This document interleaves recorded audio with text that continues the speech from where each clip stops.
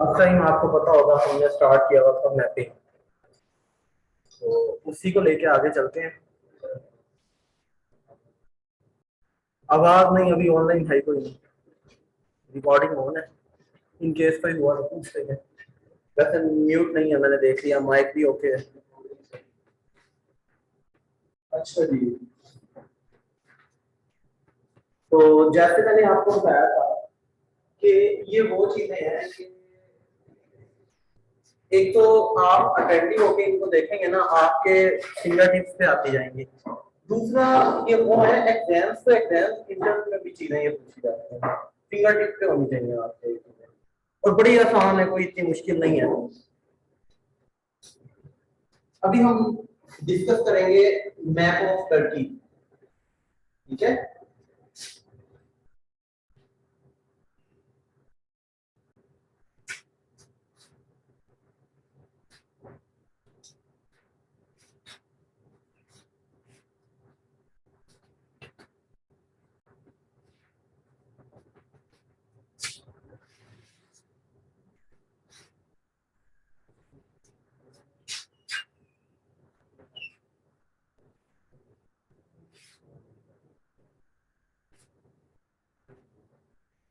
कुछ इस तरह से है जी टर्की का मैप।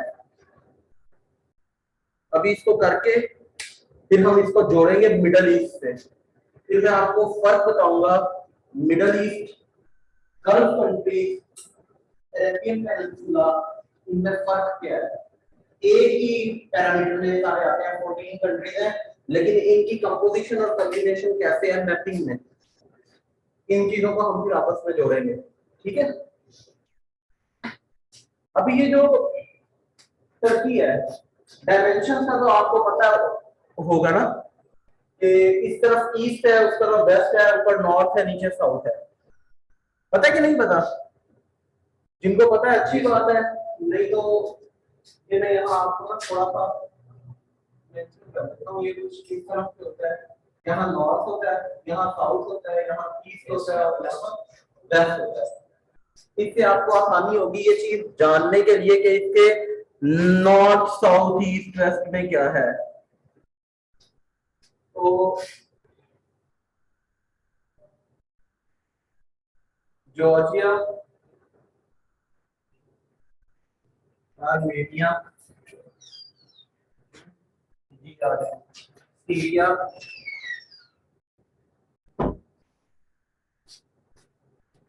सॉरी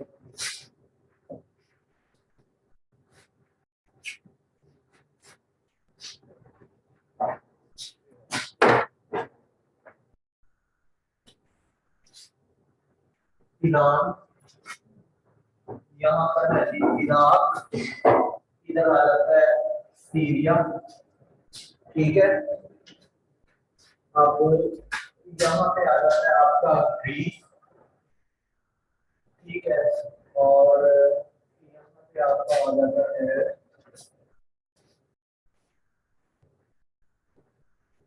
बुल्गारिया, यहाँ पे आ जाता है ब्लैक सी, यहाँ पे आपका आ जाता है एजेंसी, ठीक है।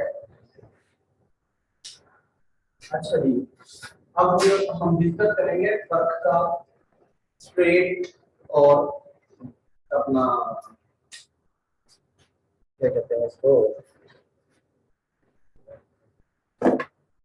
अपना स्ट्रेट का और गल्फ का, इसी मैप के अंदर ना सारा आपको डिफरेंस अभी पता चल जाएगा। तो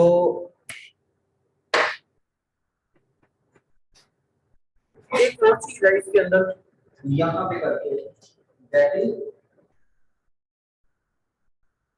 मेडिटेरेनियन। अच्छा, अब अगर हम इसको अकॉर्डिंग टू डायमेंशन देखें, ये डायमेंशन कहलाती हैं नॉर्थ ईस्ट वेस्ट साउथ, और इसको रीड करने का तरीका क्या होता है, इसको क्लॉकवाइज पढ़ा जाता है, नॉर्थ ईस्ट साउथ और फिर वेस्ट, इसको क्लॉकवाइज पढ़ा जाता है। अगर आप राइट टू लेफ्ट पढ़ेंगे या टॉप टू बॉटम पढ़ेंगे, तो वो होगा।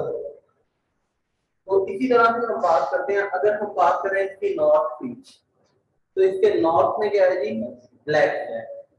अगर हम बात करें नॉर्थ ईस्ट की, तो यहाँ पे है जॉर्जिया। अगर हम बात करें ईस्ट की, तो इसके ईस्ट में है आर्मेनिया। अगर इसकी हम बात करें अपना साउथ ईस्ट कहते हैं, हाँ जी, क्लॉकवाइज चलेंगे, लेकिन ये वाला जो हिस्सा है ना, साउथ ईस्ट कहलाएगा, ईस्ट साउथ नहीं कहलाएगा। ठीक है, मतलब के जनूब मशरिक, कभी मशरिक जनूब पढ़ा, तो मतलब इनकी ना एक प्रॉपर एक वे होता है रीड करने का, स्टडी करने का, डिस्कस। तो ये जो इसका साउथ ईस्ट है, यहाँ पे है ईरान। ईरान के बाद अभी हम इसकी मैपिंग करेंगे, फिर आप देखेंगे ईरान कैसे है।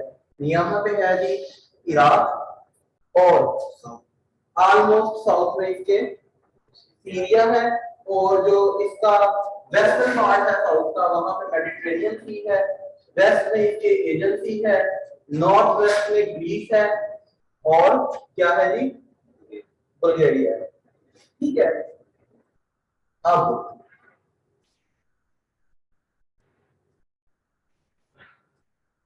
एक चीज होती है स्ट्रेट, अभी गल्फ को भी हम डिस्कस करेंगे। एक चीज होती है स्ट्रेट, स्ट्रेट के अंदर क्या होता है, narrow passage of water which connects to big waters. ये इसकी डेफिनेशन है स्ट्रेट की। स्ट्रेट होती क्या है, strait is a narrow passage of water which connects to big waters.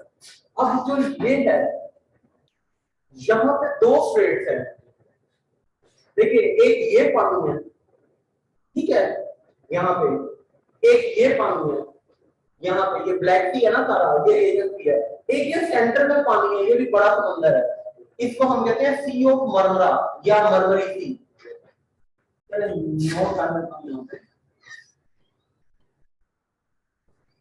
इसको सी ऑफ मरमरा भी कहते हैं, मरमरी सी भी कहते हैं।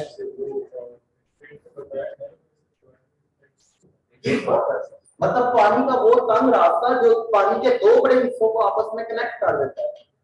पानी का वो तंग हिस्सा जो दो बड़े पानियों को आपस में कनेक्ट कर देता है, उसको हम स्ट्रेट कहते हैं। ठीक है, अच्छा जी। अच्छा, एक और चीज, अक्सर लोग ना सी और ओशन के अंदर भी ना थोड़ा सा कंफ्यूज हो जाते हैं। याद रखिएगा, ओशन बहर, सी बूढ़िया। तो अगर आप इसकी डेफिनेशन के अकॉर्डिंग चले, तो sea is a small part of ocean near land.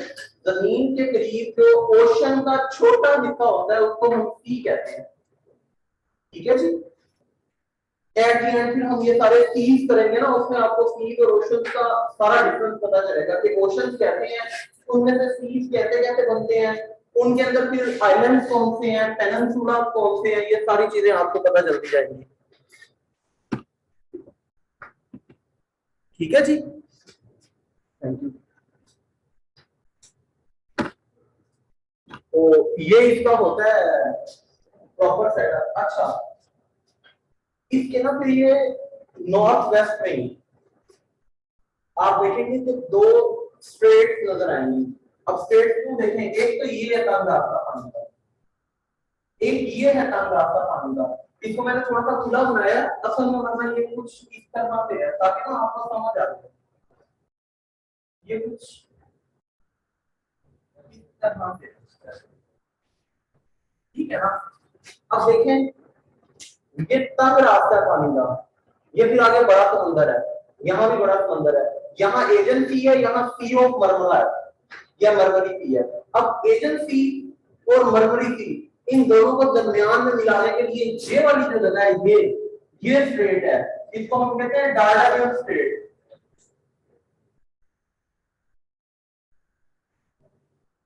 ठीक है जी। अच्छा जी, इसी तरह से ये भी एक स्ट्रेट है। अब ये स्ट्रेट किसको कनेक्ट कर रही है, मरमरी सी को ब्लैक सी के साथ। ठीक है, इसको कहते हैं बॉस्फोरस स्ट्रेट।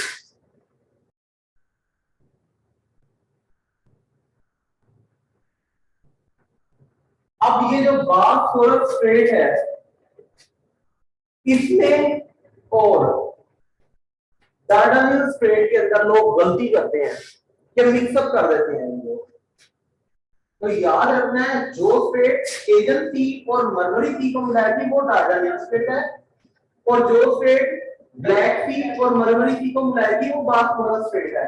अच्छा, फिर बास्फोरस स्टेट की ना एक और निशानी लेते हैं। ये जो ऊपर वाला साइड है ना मैप का, यहाँ तुर्की का एक शहर है जिसको कहते हैं इस्तांबुल। वो 40% इधर है और 60% इधर है। अब इस्तांबुल के इस हिस्से को इस हिस्से के साथ मिलाने के लिए इस स्ट्रेट के ऊपर एक ब्रिज भी बना हुआ है जिसको हम कहते हैं बास्फोरस ब्रिज, क्योंकि वो बास्फोरस स्ट्रेट के ऊपर बना हुआ है। बात समझ आ रही है आप लोगों को?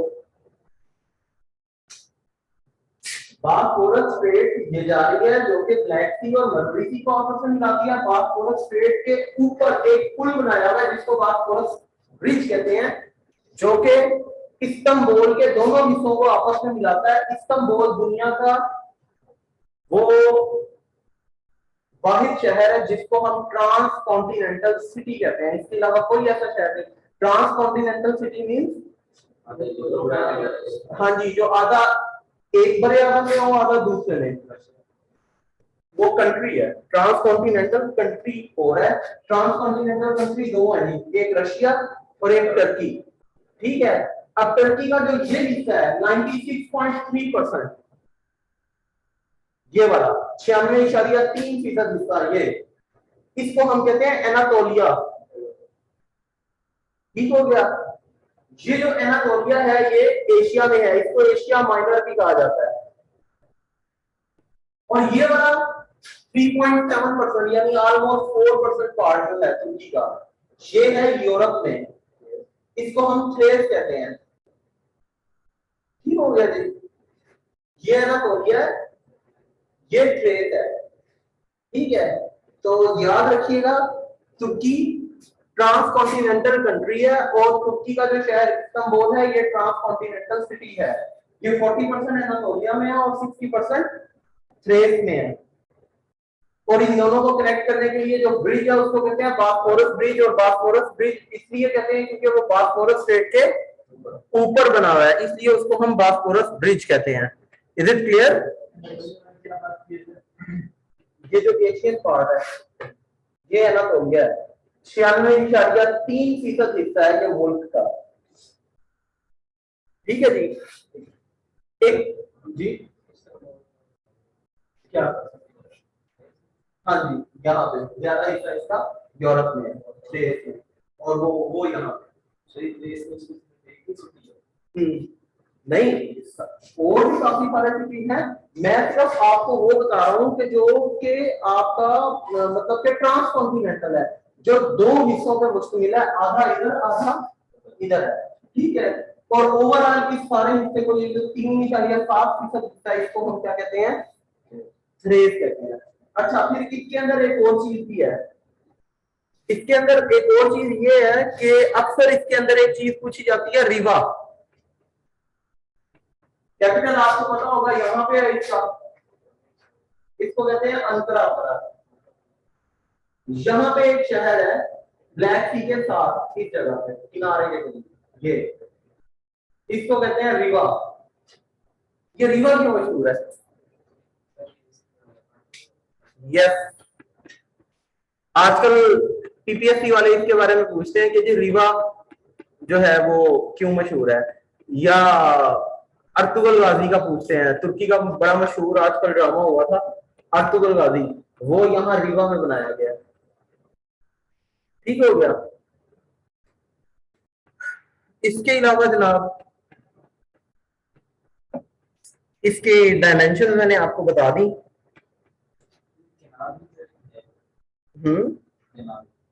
केनाल का भी बताऊंगा आपको अभी। ठीक है।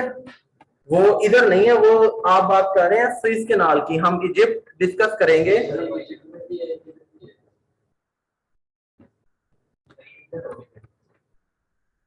चले इसका मैप पूरा डिस्कस करते हैं, आपके सामने आ जाएगा कहां पे है। अच्छा जी, इसके अलावा एक चीज और आपको बतानी थी इसके बारे में जो इंपॉर्टेंट है। एक ट्रीटी हुई थी है बोले बोले नहीं, इसके अलावा भी बोले। चलिए आपको हिंट देता हूं, 1923 का है जी। वर्ल्ड वॉर 1 तो खत्म हो गई थी तब तक, मैं 1923 की बात कर रहा हूं। ट्रीटी ऑफ म्यूजियम कहते हैं इसको।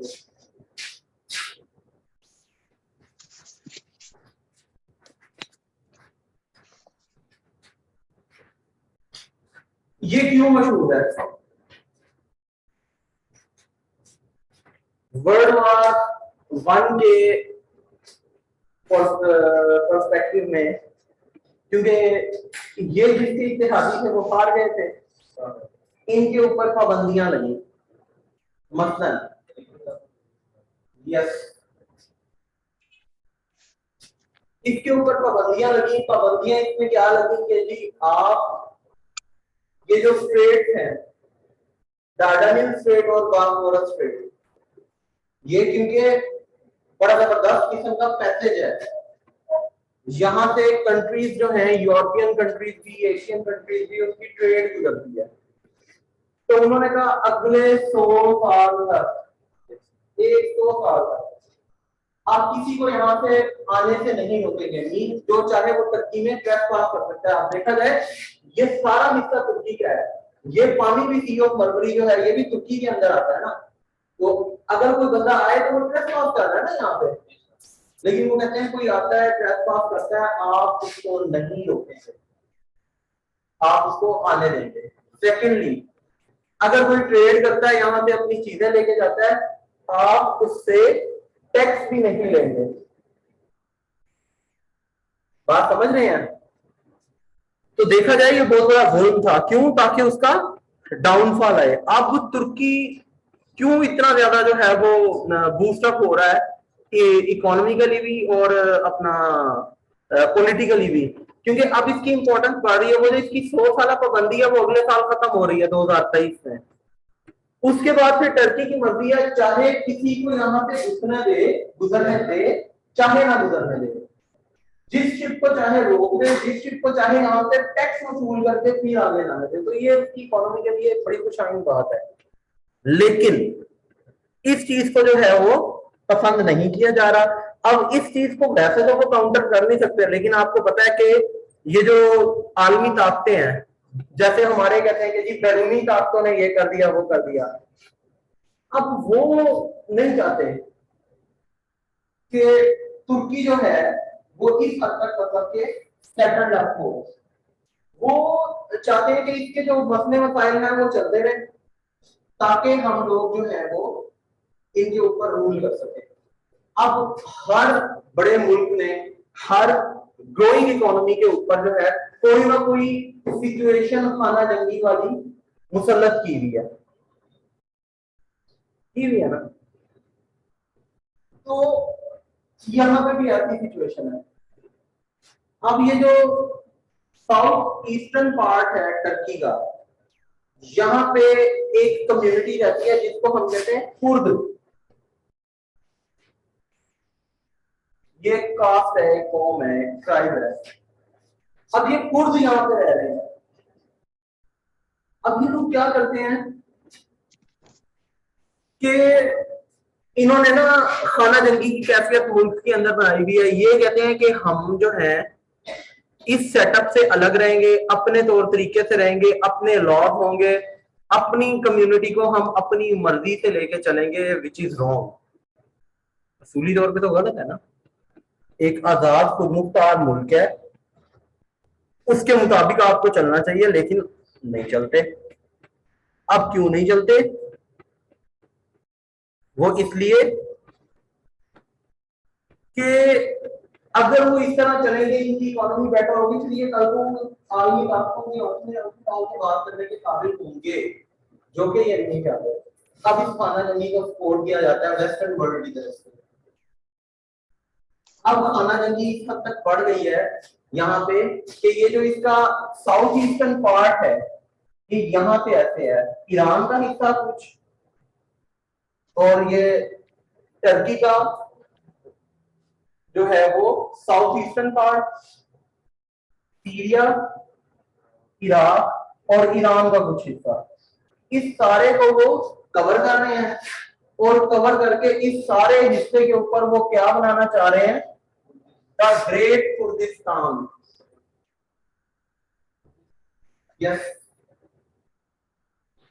ये थोड़ा हिस्सा तुर्की का, थोड़ा इराक का, थोड़ा ईरान का और थोड़ा शाम का, ये सारे हिस्से हम आपस में मिला देंगे और हम अपना एक अलग मुल्क बनाएंगे जिसको हम कहेंगे कुर्दिस्तान।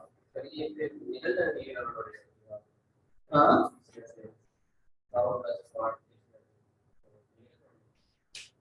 निकलेंगे नहीं, अभी तो ये खाना जंगी की कैफियत है ना। अभी जो मतलब के इंटरनेशनल इन्होंने ट्रीटी साइन की हुई है उसके अंदर तो ये है, खासतौर पे वेस्टर्न वर्ल्ड के साथ साइन की हुई है कि अगर इस किस्म की कुछ बगावत या खाना जंगी उठेगी तो उसको मिलकर रोका जाएगा। मतलब डायरेक्टली आप उनको शो कर रहे हैं कि हम आपके वेल विशर हैं और इनडायरेक्टली आप उनको जो है वो बूस्टअप भी कर रहे हैं, उनको असला भी प्रोवाइड कर रहे हैं और उनकी जो है ना ढकी छुपी हिमायत भी कर रहे हैं ताकि आप उन चीजों को जो है वो खराब करें।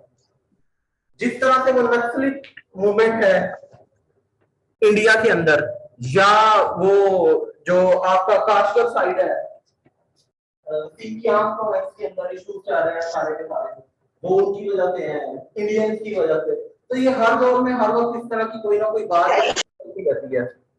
ठीक हो गया? अच्छा जी, जो आप स्टेट का कह रहे थे ना वो कंफर्म करते हैं आफ्टर लेक्चर। वो मेरा ख्याल है यहाँ होगी कुर्दिस्तान के अंदर से, क्योंकि यहाँ से केनाल वो यूफ्रेट आता है ना, फरात, हाँ, और आगे शत्रुल अरब तक जाता है।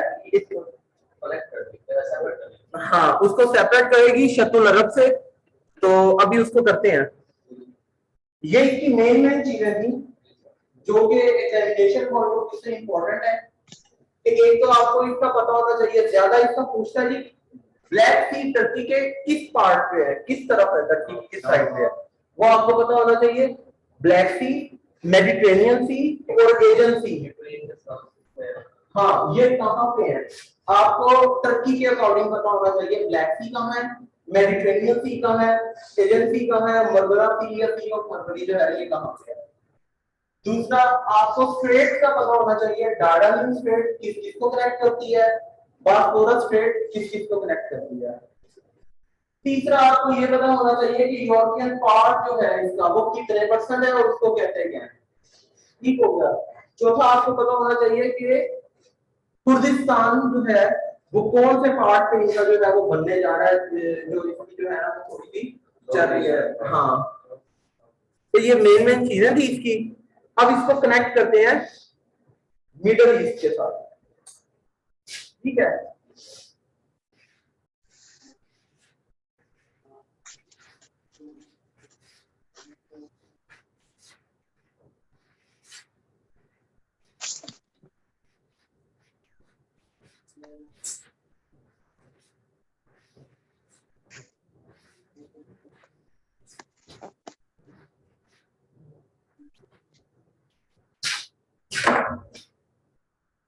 आज गर्मी है क्या, मुझे फील हो रही है, टिका के फील हो रही है।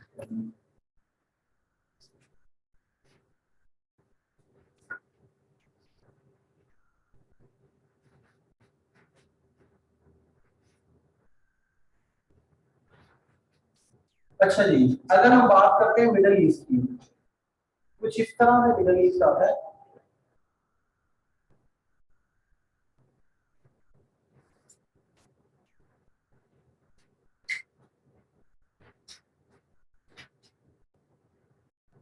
ये है जी आपका ईरान। ठीक है, और आई थिंक इसको थोड़ा सा बड़ा करते हैं।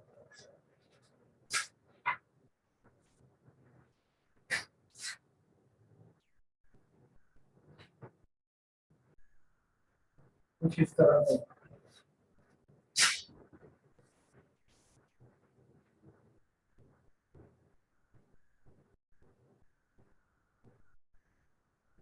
ये हिस्सा आपका आ जाता है टर्की। ठीक है जी। फिर उसके बाद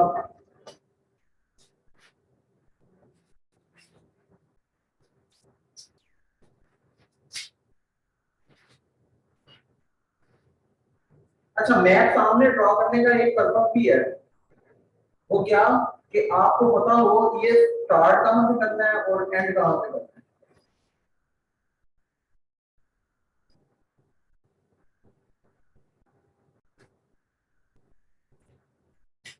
ये वाला हिस्सा आपका याद।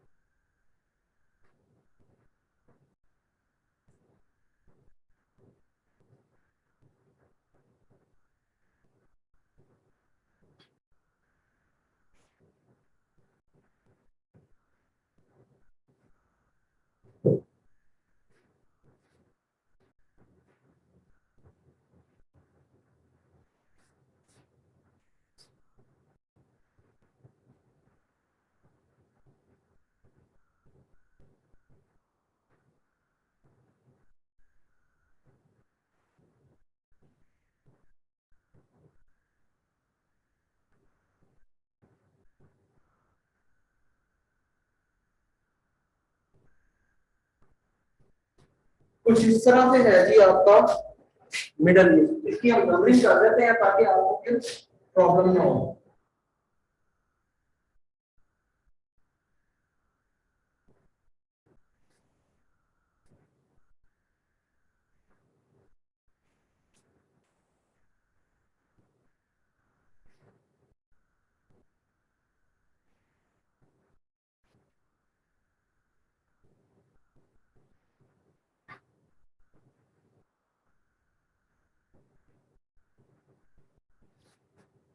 ये मैंने 15 तक नंबरिंग की है इसकी,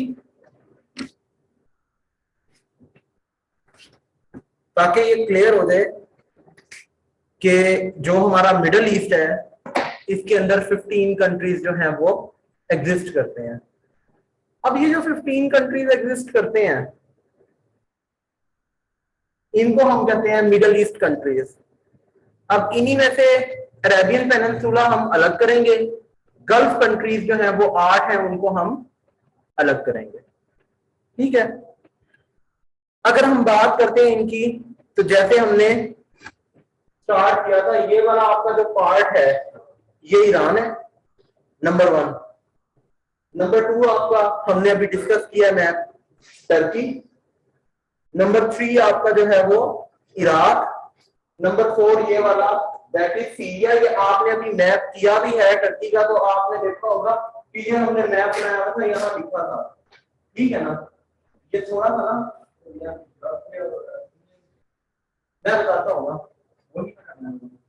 ये थोड़ा सा ना इस तरह से है, तो ये थोड़ा काम होगा। ये किस तरह से होगा, उनको ना लिखने की वजह ये है, ये अब ठीक है, उनको ना लिखने की वजह ये है कि उनको हम मिडिल ईस्ट में कंसीडर नहीं करते, इसलिए उनको यहाँ पे शो नहीं किया।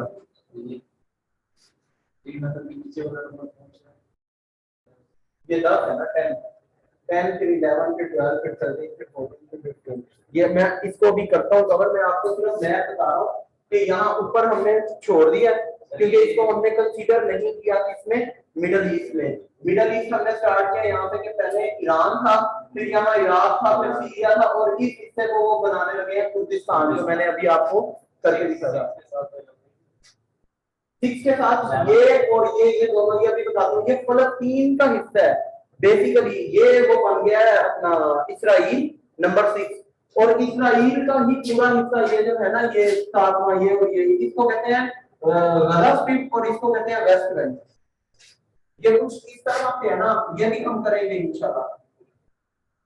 ये कुछ इस तरह से था, ये वाला हिस्सा, ये सारा इसराइल, किसी दौर में ये सारा फलस्तीन हुआ करता था, ठीक है ना। तो इसमें तो क्या है कि इन्होंने आके ना यहाँ पे तल अबीब आबाद किया, यहाँ पे इनको आबाद किया इन्होंने फ्रेंच ने वर्ल्ड वार जीतने के बाद। यहाँ पे इनको आबाद किया, इनको ज्यूज को, और आहिस्ता आहिस्ता उन्होंने ज्यूज ने क्या किया कि ये पूरा एरिया जो है इस पे कब्जा करते गए। पहले वो सिर्फ यहाँ पे थे, फिर उसके बाद ये इतना हिस्सा हुआ, फिर इतना हुआ, फिर इतना हुआ, और यूं फिर इतना हुआ, फिर ये साइड होगी कि ये सेंटर सारे का सारा इसराइल था आपका, और ये इर्द गिर्द सारा ये जो है ना, ये सारी ये गजा स्ट्रिप, इसीलिए क्या कहते हैं, ये पूरी स्ट्रिप की फॉर्म में ना एक पट्टी सी रह गई थी चारों तरफ।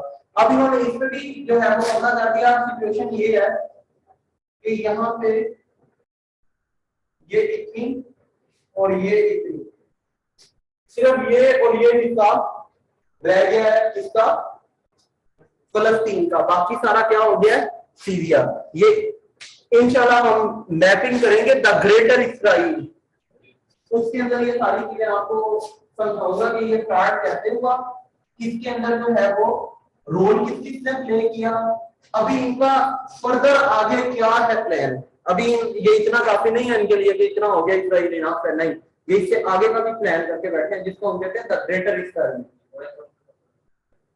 पूरे मुल्क से आगे भी, इर्द गिर्द भी, अभी आप देखेंगे, मैं आपको कह रहा हूँ, मैं आपको करवाऊंगा स्टेप बाय। अच्छा जी, तो ये इस पॉइंट ऑफ व्यू से मैं आपको बता रहा था कि ये वाला हिस्सा सारे का सारा ना, ये वो प्लान बना के बैठे हैं कि इसको हम बनाएंगे द ग्रेटर कुर्दिस्तान, ठीक है। तो खैर, ईरान, टर्की, इराक, सीरिया, ठीक हो गया। 5वें नंबर पे आपका आ गया लेबनान, ठीक है। लेबनान के बाद इसराइल 6ठे नंबर पे, जिसको अभी हमने डिस्कस किया है, और 7वें नंबर पे उसके लेफ्ट राइट जो हमने दो पार्ट्स बनाए हुए हैं, दैट इज फलस्तीन, ठीक है। उसके बाद नंबर 8 पे है जॉर्डन, नंबर 9 पे सऊदी अरेबिया, नंबर 10 पे कुवैत, नंबर 11 पे बहरेन। अच्छा, यहां सबसे इंपॉर्टेंट चीज, मिडिल ईस्ट में कोई आइलैंड है, इस बारे में क्वेश्चन किया जाता है, दैट इज बहरेन। ये देख रहे हैं मैंने 11 नंबर, इसको सेंटर में मैंने किया हुआ है, इसके चारों तरफ जो है वो क्या है, पानी है, ठीक है। अगर पूछा जाए मिडिल ईस्ट में कोई आइलैंड है, देन यू से yes and that is Bahrain, इसलिए मैंने इसको 11 नंबर पे देखे राउंड किया, समझ गए आप। अच्छा जी, इसके बाद आगे आ जाते हैं नंबर 12 पे, दैट इज कतर। 13 पे है आपका यूएई, 14 पे है ओमान, एंड 15 पे क्या है जी, यमन। समझे, एक बार फिर देखें, बोलते जाए। Number 1 is, number 2, number 3, number 4, number 5, number 6, number 7, number 8, number 9, number 10, number 11, ठीक है, नंबर 12 कतर, ठीक है, number 13 UAE, number 14 Oman, and number 15 is Yemen, ठीक हो गया। तो ये 15 ममालिक हैं किसके, मिडिल ईस्ट के। अब बात करते हैं अगली, जो एक और इंपॉर्टेंट बात, पहली बात कि यहाँ पे आइलैंड को, अच्छा आइलैंड और पेनिनसुला का डिफरेंस पता है ना, कि बता दूं, देखें, आइलैंड खुशकी का वो टुकड़ा होता है, the part of land covered by water, जिसके चारों तरफ से, हर तरफ से, चारों तरफ से उसको पानी में कवर किया हो, that is known as island. और पेनिनसुला क्या होता है, which is covered by water from three sides, जिसको तीन तरफ से पानी ने कवर किया हुआ होता है। Is it clear?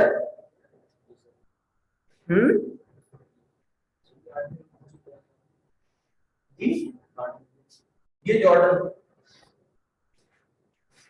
अच्छा, जो मेन चीज थी जो मैं बताने लगा था, ये चीज देख रहे हैं, ये कहलाता है पर्शियन गल्फ। आपने अक्सर नाम सुना होगा, गल्फ कंट्री है जी। गल्फ कंट्री से मुराद वो ममालिक होते हैं जो कि गल्फ के इर्द गिर्द वाक़ हैं। तो गल्फ कंट्रीज जो है वो टोटल कितने हैं? 8। यस, 8 गल्फ कंट्रीज हैं। अभी उनको भी डिस्कस करते हैं। पहले आप ये देखें कि ये है पर्शियन गल्फ। अब गल्फ क्या होता है? गल्फ पानी का वो हिस्सा जो खुश्की के दरमियान आ जाए, उसको हम गल्फ कहते हैं। आप देखें इर्द गिर्द ये सारी खुश्की है, ये पानी यहाँ पे आ रहा है, एंटर हो रहा है, इधर आ गया। अब यहाँ पे 2 गल्फ है। गल्फ मैंने कहा पानी का वो हिस्सा होता है जो खुश्की के दरमियान में आ जाता है। समझ गए हैं? तो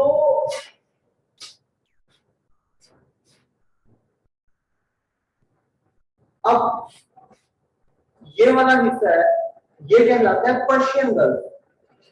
क्यों? कि ये पर्शिया के साथ है गल्फ। पर्शिया के साथ वो तंग रास्ता जहां पानी आया हुआ है, that is known as Persian Gulf. ये वाला जो हिस्सा है ये, that is known as Gulf of Oman, क्योंकि ये ओमान है। ओमान के साथ वो तंग हिस्सा खुश्की का जहां पे पानी घुसा हुआ है। तो आप डिफरेंस समझ गए पर्शियन गल्फ और गल्फ ऑफ ओमान के। दोनों ममालिक के साथ जो गल्फ है उनको उन्हीं ममालिक के नाम से मौसूल कर दिया है। पर्शिया के साथ होने की वजह से पर्शियन गल्फ, ओमान के साथ होने की वजह से गल्फ ऑफ ओमान। ठीक है, अब मजे की बात, अगर ये गल्फ ऑफ ओमान है और ये पर्शियन गल्फ है, हम तो देख रहे हैं ना पानी का एक ही नैरो पैसेज अंदर आ रहा है। अगर ये पर्शियन गल्फ है, ये गल्फ ऑफ ओमान है, तो ये मिलती कैसे है? ठीक है, अगेन स्ट्रेट आ जाता है। ठीक है, अब strait narrow passage of water which connects to the water. अब ये देख रहे हैं, ये कॉर्नर सा बना हुआ है, ये नैरो हो रहा है यहाँ पे। तो ये नैरो पैसेज है पानी का, जो कि एक और इसको बड़े पानी में मिला रहा है। And this strait is known as बुर्मस स्ट्रेट। बुर्मस स्ट्रेट, यस। ये बुर्मस जो है, ये ईरान का बादशाह था जिसके नाम पे इस स्ट्रेट का नाम रखा गया, बुर्मस स्ट्रेट। ये जहां मेरी फिंगर टिप है, एग्जैक्ट ये जगह पर्शियन गल्फ और गल्फ ऑफ ओमान को आपस में मिलाती है बुर्मस स्ट्रेट। और बुर्मस ईरान का बादशाह था जिसके नाम से इस गल्फ का नाम रखा गया। जी, ईरान का। समझ रहे बात को? अच्छा जी, इन केस कोई बात हो ना, आप लेक्चर के बाद या ऑफिस में आके पूछ लिया करें। ऐसे दरमियान में इंटरेक्ट करते हैं ना, वो सारा मोशन टूट जाता है। क्योंकि ऑनलाइन भी है स्टूडेंट्स, बाकी लोग भी हैं, तो कोई भी इशू होगा मैं इंशाल्लाह आपको आंसर करूंगा, लेकिन थोड़ा वेट किया करें। अच्छा जी, ये देख रहे हैं जी, ये है आपकी बुर्मस स्ट्रेट। ये पर्शियन गल्फ, ये गल्फ ऑफ ओमान, इन दोनों को आपस में मिलाती है आपकी बुर्मस स्ट्रेट। ठीक हो गया। अब बात करते हैं गल्फ कंट्रीज की। There are 8 gulf countries in Middle East. ठीक है जी, बताने की जरूरत है नहीं, लेकिन मैं फिर भी आपको नोट करवाऊंगा। ये गल्फ क्या आ रही है ना, दो, ये वाली और ये वाली, इन गल्फ के दाएं बाएं जो भी कंट्रीज है वो गल्फ कंट्रीज है। That's all. अब उन 8 गल्फ कंट्रीज के नाम अगर आप लिखना चाहें तो वो लिख लें। Iran, Iraq, Kuwait, Saudi Arabia. देखें, ईरान, इराक, ये कुवैत, ये सऊदी अरबिया, देख रहे हैं ना साथ साथ। ये कैसे दूर, ये सऊदिया का लैंड लग नहीं रही, ये पानी है सारा, तो दूर कैसे होगा? समझ रहे हैं? ये देख रहे हैं ना, ये सारा सऊदिया है, ये सऊदी अरबिया, ये पर्शियन गल्फ है, पर्शियन गल्फ का सारा पानी ये सऊदिया, ये इसका बॉर्डर है, ये पर्शियन गल्फ का सारा सारा। समझ रहे हैं बात को? इसलिए मैं आपको साथ पॉइंट आउट करके दिखा रहा हूं। ठीक है, कतर, बहरीन, यूएई, ठीक है, और ओमान, इसमें यमन शामिल नहीं है। हाँ जी, 8 ममालिक हैं ये वाले, Iran, Iraq, Kuwait, Qatar, Bahrain, Saudi Arabia, UAE और, तो ये टोटल हो गए 8 ममालिक, जिनको हम कहते हैं गल्फ कंट्रीज। अब आ जाते हैं जीसीसी की तरफ। जीसीसी एक एसोसिएशन है, गल्फ कोऑपरेशन काउंसिल, ये बनी थी 1981 में, जीसीसी। और इसके मेंबर कितने हैं? 9, 6 मेंबर हैं इसके 1981 में। अब क्वेश्चन ये है, गल्फ कंट्रीज तो 8 है, तो मेंबर 6 क्यों है? और कौन से दो गल्फ कंट्रीज हैं जो जीसीसी के मेंबर नहीं है? ये क्वेश्चन पूछा जाता है, नहीं है, ईरान और इराक इसके मेंबर नहीं है। Reason, good question. रीजन ये है कि जिस वक्त ये जीसीसी बनी थी, इसका पर्पस था एक दूसरे के साथ मस्बत रिलेशनशिप जो है, पॉजिटिव रिलेशनशिप जो है वो क्रिएट करना, ट्रेड, इकोनॉमी को बूस्ट अप करना, और एक दूसरे के ऊपर अगर कोई अटैक होता है तो उसको मिलजुल के काउंटर करना वगैरह। ठीक है, लेकिन जिस वक्त ये बना उस वक्त ईरान और इराक की आपस में जंग चल रही थी। ठीक है, और इनकी जंग आपस में क्यों चल रही थी? शत्रुल अरब की वजह से। व्हाट इज शत्रुल अरब? केनाल नहीं आ रही, तुर्की से दरिया आ रहा है यूफ्रेट्स, जिसे दरियाए फरात कहते हैं, यहां से गुजरता हुआ इधर आ रहा है इराक के अंदर, और एक तुर्की के बॉर्डर के साथ क्यों आ रहा है दरिया, जिसको दजला कहते हैं। ये जो दरियाए दजला और फरात, ये दोनों आके इस तरह से आके, सॉरी, इस तरह से आके यहां जहां मिलते हैं, सॉरी ये जगह यहां हो जाती है नियर ईरान, ये यहाँ पे आके जिस जगह ये मिलते हैं पानी दोनों, इस जगह को कहा जाता है शत्रुल अरब। अब ईरान इराक की जो वॉर थी वो इसीलिए थी कि इसमें मिनरल्स बहुत ज्यादा है, यहाँ पे ऑयल बहुत ज्यादा है, हम यहाँ पे कब्जा कर रहे हैं। आप ये देखें,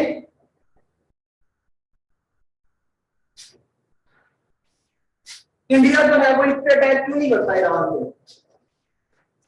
पाबंदियां लगाई जा रहा है, यहां तक के 48,200 ईरानी रियाल हो तो आपका एक अमेरिकन डॉलर जो है वो परचेज किया जाएगा।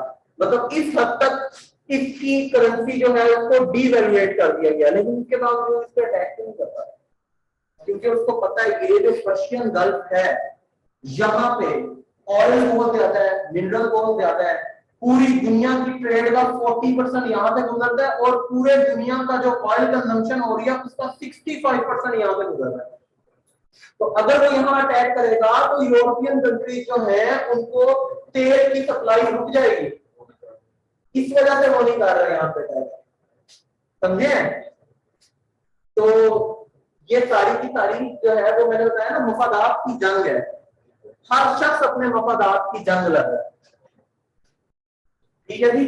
अच्छा, इसमें जो इंपॉर्टेंट चीज है, शत्रुल अरब आपने याद रखना है, इराक में है नियर ईरान, और शत्रुल अरब वो जगह है जहां पे दजला और फरात दोनों दरिया आपस में मिलते हैं, और ये जो अपना कदीम तहजीब थी मेसोपोटामिया कहते हैं उसे, वो भी यहीं से शुरू हुई थी, दजला और फरात। अच्छा जी, इसके बाद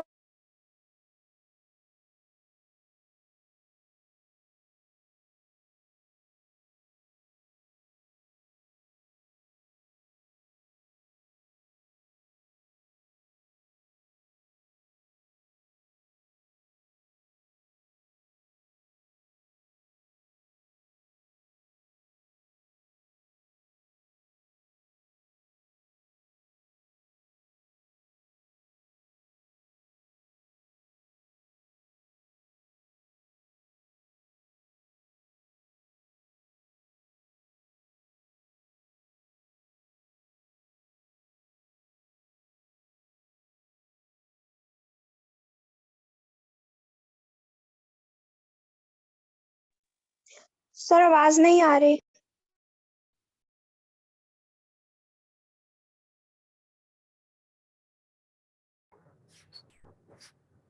अच्छा जी, ये वाला जो ऊपर वाला है इसको हम कहते हैं अननफुड, ठीक है। और ये वाला एक हिस्सा है जहां पे आप ये देख रहे हैं, ये यमन है, यमन और सऊदीया के बॉर्डर के पास यहां पे भी एक डेजर्ट है बड़ा सारा। इस डेजर्ट को हम कहते हैं रब्बुल खली।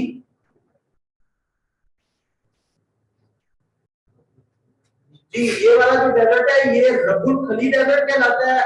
ये वाला जो डेजर्ट है ये क्या कहलाता है, अननफुड डेजर्ट, ठीक है। और ये दोनों डेजर्ट जो हैं ये मिलके कहलाते हैं द ग्रेट अरेबियन डेजर्ट।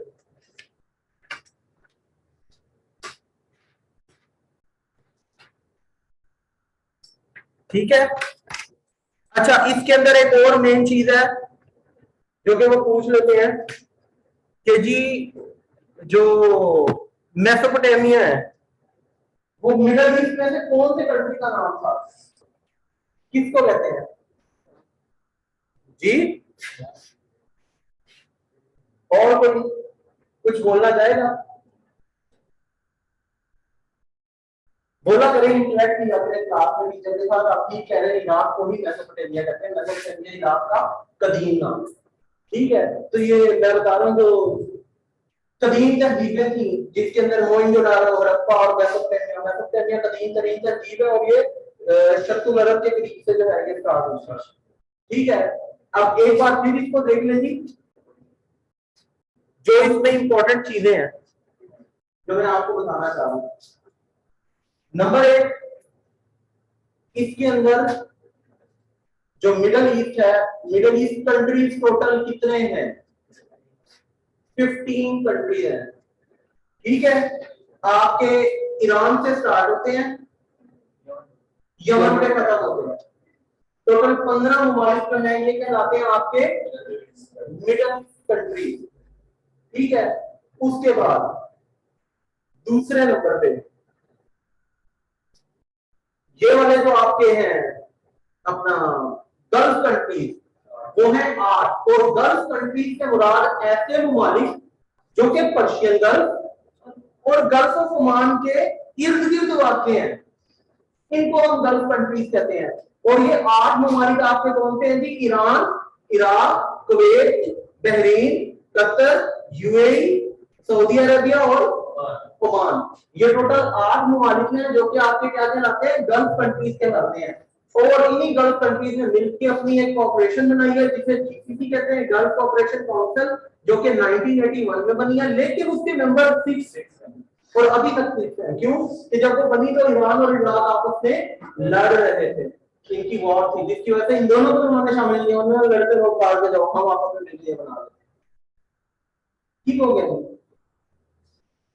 अच्छा जी, फिर उसके बाद गल्फ हैं कितनी, लोग समझते हैं ये यहां से शुरू होती है अरेबियन सी से आगे ये सारी पर्शियन गल्फ है, गलत कहते हैं। ये 2 गल्फ हैं, पहले गल्फ ऑफ ओमान है, फिर आगे जाके पर्शियन गल्फ है, ठीक है। और पर्शियन गल्फ और गल्फ ऑफ ओमान को एक स्ट्रेट आपस में कनेक्ट करती है, that is known as Hormuz strait. Hormuz जो है वो ईरान के बादशाह का नाम था जिसके नाम पे ये स्ट्रेट जो है वो उसका नाम रखा गया। अच्छा जी, अब इसके बाद डेजर्ट्स जो हैं मशहूर, दश्ते कबीर और दश्ते लूत, ये ईरान में है। सऊदीया के अंदर 2 मशहूर जो डेजर्ट है, अन-नफुड और रब्बुल खली। अब इनका निशानी आपने कैसे रखनी है, जो कि है ये जॉर्डन साइड पे ऊपर वाली साइड पे वो है आपका अन-नफुड, और जो नीचे है अपना यमन साइड पे वो है रब्बुल खली डेजर्ट। और इन दोनों डेजर्ट्स को मिला के कहते हैं द ग्रेट अरेबियन डेजर्ट। अब आखिर में एक आखिरी क्वेश्चन जो कि पूछा जाता है, हाँ एक मैंने आपको पहले ही बता दिया है कि आइलैंड कौन सा है, ठीक है ना। अच्छा जी, उसके बाद अरेबियन पेनिनसुला जो है उसमें कितने ममालिक हैं? चलें, ये क्वेश्चन है, मैप आपके सामने सारा बना दिया, ये मुझे पहले करना चाहिए था लेकिन चले अब तो बना दिया सारा, आपको पता भी चल गया होगा, अच्छी बात है। कितने कंट्रीज हैं?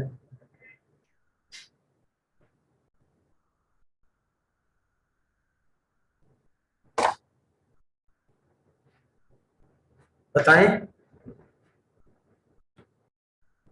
हम्म।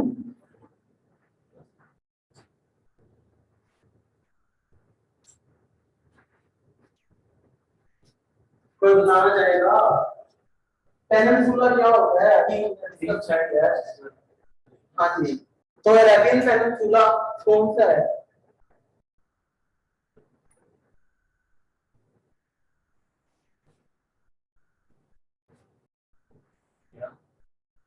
ईरान कहाँ से आ गया यार? ईरान वो बड़े है, दरमियान में पर्शियन गल्फ है, गल्फ ऑफ ओमान है। पेनिनसुला वो होता है कश्मीर का टुकड़ा जिसको तीन तरफ से पानी में घिरा हुआ है। ये देखो, ये एक साइड, ये दूसरी साइड, ये तीसरी साइड, इसको पानी में घिरा हुआ है। जी, सऊदी अरबिया तो है ही है, उसी की वजह से उसको अरेबियन पेनिनसुला कहते हैं। इसमें 5 ममालिक हैं, ठीक है? Saudi Arabia, Yemen, Oman, UAE और कतर। नहीं रहे, ये 5 ममालिक हैं जो कि अरेबियन पेनिनसुला में शामिल हैं। तो अब जनरली देख लें जी, अगर पूछा जाए आपसे मिडल ईस्ट, तो मिडल ईस्ट में कितने कंट्रीज हैं जी? 15। गुड। और अगर पूछा जाए गल्फ कंट्रीज, तो गल्फ कंट्रीज कितने हैं जी? 8। अगर पूछा जाए अरेबियन पेनिनसुला में कितने कंट्रीज हैं, तो जाएंगे। गुड। सऊदी अरेबिया, आपके पास ऐसे नोट होंगे, लेकिन क्योंकि इधर देखें, मैप को देख के ना कंट्री ने नेम देखा करें, इससे क्या है कि आपको भूलेगा नहीं। Saudi Arabia, Yemen, Oman, UAE और कतर, ये 5 हैं। ठीक हो गया। और देखिए पेनिनसुला बनता भी ऐसे, ये देखिए, ये मैंने आपको बताया था, ये क्या है? आइलैंड है। देखिए इसके चारों तरफ पानी है। नंबर 11, इधर देखें, ये एक साइड पानी, दो साइड पानी, 3 साइड पानी, ये चौथा हिस्सा खुश्की से जुड़ा हुआ है। समझ गए बात? जी, टर्की में डेजर्ट है तो सही, लेकिन वो इस काबिल नहीं है कि उसको डिस्कस किया जाए। मैंने सिर्फ जो इंपॉर्टेंट चीजें हैं ना वो आपके साथ डिस्कस की हैं।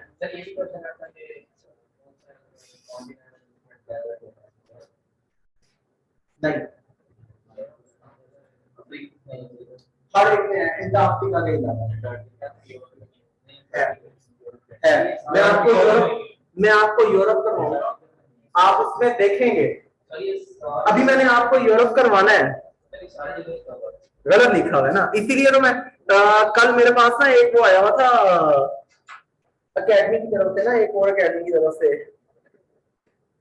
कि कुछ ना टिप्स दें स्टूडेंट्स को। हाँ, मैंने मैंने ना 3 जो है ना मेन वो लिख के दी थी।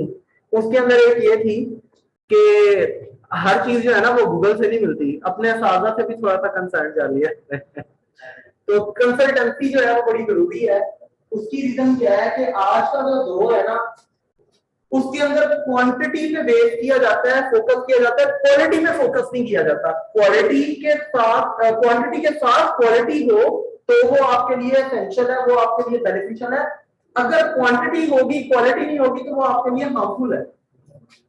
ठीक है ना? अक्सर, हाँ, पहला पॉइंट मैं अक्सर अपने स्टूडेंट्स को कहता हूँ, लोग कहते हैं कि हमने सीएसएस करना है, हमने पीएमएस करना है, हमने कॉम्पिटिटिव एग्जाम की तैयारी करनी है। मैं सीएसएस 17 क्वालिफायर हूँ रिटर्न, और आप यकीन माने मैंने कितना पढ़ के क्वालिफाई किया? 2 या 2.5 घंटे, वो भी रोज नहीं, क्योंकि मैं जॉब होल्डर था, टाइम नहीं मिलता था, लेकिन फिर भी किया था। ठीक है। और 7 कॉम्पिटिटिव एग्जाम्स पास करके 6 डिफरेंट डिपार्टमेंट्स में ज्वाइनिंग रिजाइनिंग करके ये 7वें में आया हूं मैं। ठीक है। रीजन, अल्लाह ताला ने ना इस्तात हर शख्स को मुख्तलिफ दे दिया। आप देखेंगे एक स्टूडेंट है, वो बड़ा एवरेज सा स्टूडेंट है, वो 8 घंटे 6 घंटे 4 घंटे पढ़ के भी 60% 65% लेता है। एक स्टूडेंट ऐसा होता है जो घंटा 1.5 घंटा पढ़ के भी 70% या 70+ ले लेता है। तो इट मीन्स कि उसका कोई कसूर नहीं है जो 8 घंटे पढ़ भी रहा है और फिर भी 60% ले रहा है। ये अल्लाह ताला की तरफ से इस्तिताअत है, उसके अंदर क्वालिटी है कि कोई शख्स जल्दी पिक कर लेता है, किसी को जरा देर लगती है। तो फिर तरीका क्या है, किया क्या जाए? किया ये जाए, आप लोग जब भी स्टडी के लिए बैठे ना, तो माइंड प्रॉपर बना के बैठे कि मैंने पढ़ना है। डजंट मैटर 10 मिनट पढ़े, 15 मिनट पढ़े, घंटा पढ़े, 2 घंटे, मैं नहीं कहता 4-4 घंटे पढ़े। आप अगर किताब उठा के बैठे और 15 मिनट के बाद आपका दिमाग नहीं ना एडजस्ट कर रहा, उसको एब्जॉर्ब नहीं कर पा रहा, ठीक है, तो उसको छोड़ दें, उसको रख दें।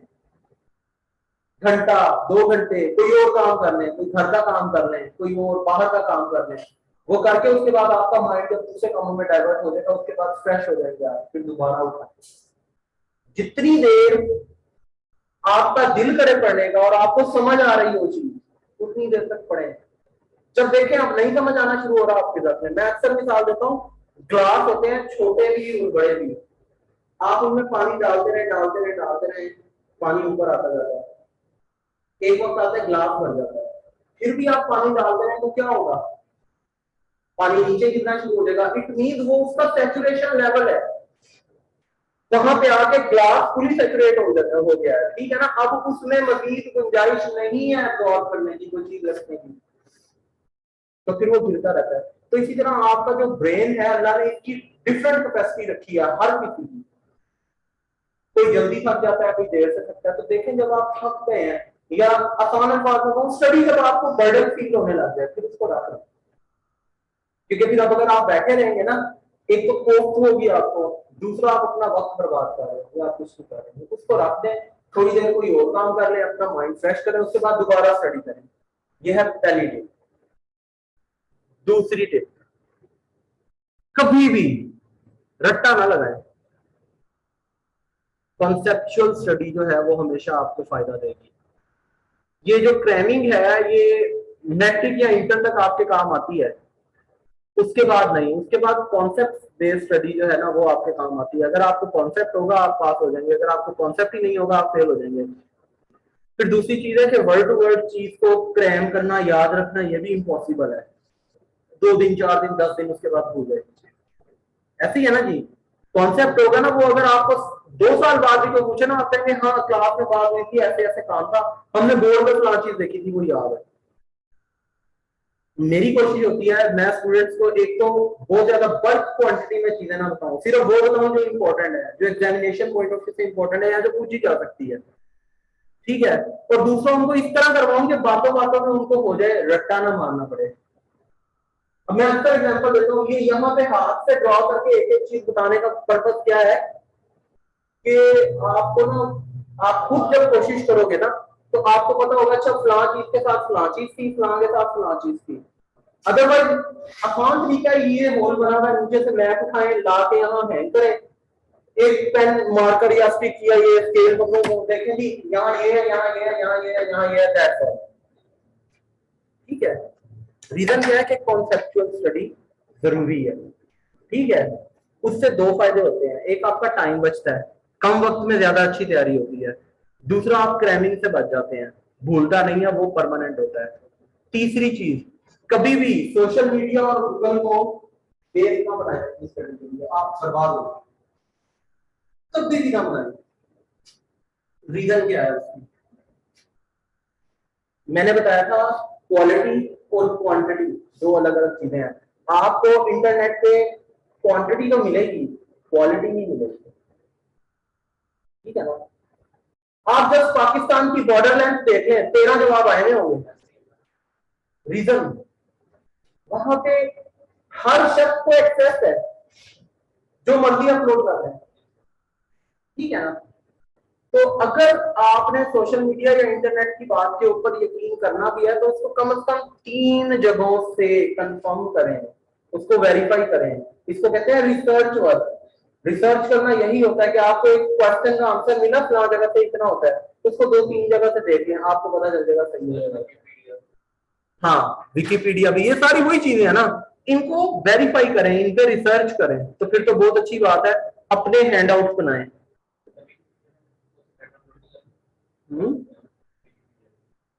अब ऐसा है, लेकिन पहले तो वहां भी कर देते थे। ठीक है, अलबत्ता टर्म्स एंड कंडीशंस हर जगह होनी चाहिए, हर बंदे को एक्सेस नहीं होनी चाहिए अपलोड करने की, क्योंकि इससे ना आपकी क्वालिटी जो है ना वो इफेक्ट होती है। तो ये तीन जो है ये मेन चीजें हैं। अगर आप इन चीजों के ऊपर मतलब के अमल करोगे ना, तो आप देखोगे कि आपको बड़ा बेनिफिट देंगी ये चीजें फ्यूचर में। ठीक है जी, आज के लिए इतना ही था। अगर किसी का इस चीज से रेलिवेंट कोई क्वेश्चन हो तो बताएं।